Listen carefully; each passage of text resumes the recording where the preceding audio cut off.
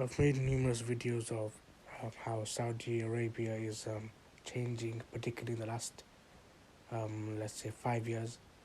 It's been trying to be more modern while simultaneously going against the Sharia, where they could have become modern whilst adhering to the Sharia as a Muslim country, as one of the as a whole, having the two of the three holiest mosques in the country, being the country where the Prophet was born, where he preached Islam. There's so many sites where the Sahaba were, the generations afterwards, and things like this, where people go perform Hajj and Umrah. We expect much better from them. We expect better from all Muslim countries, but particularly Saudi. And it's interesting to see the could say travel YouTuber um, Drew Binsky. He's traveled to all the countries in the world as far as I'm aware. I believe his last country that he visited was Saudi Arabia. That was his last country, and he made a video on things like this. And now he's made a video.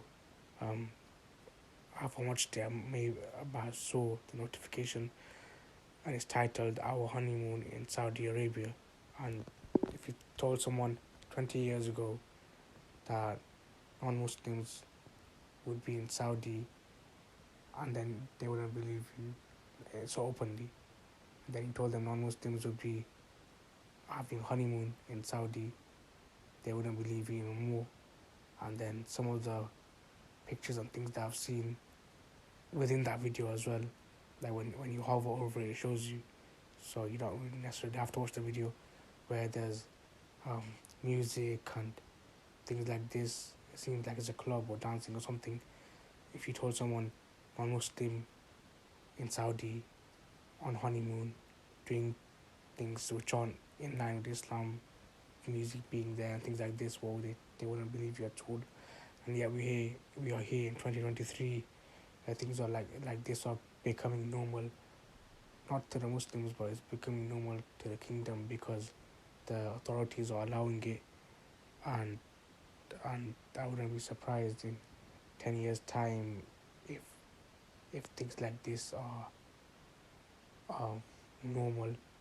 It's happening a lot more frequently, and is also being promoted as a destination for everyone to go on honeymoon and things like this.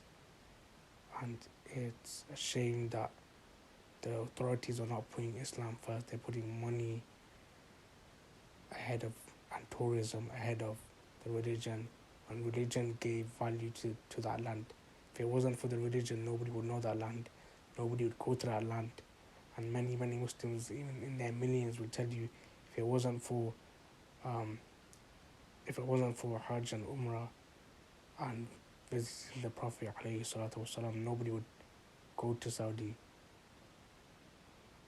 And particularly, they wouldn't go anyway, but they wouldn't go even more because of what the regime and the government is doing.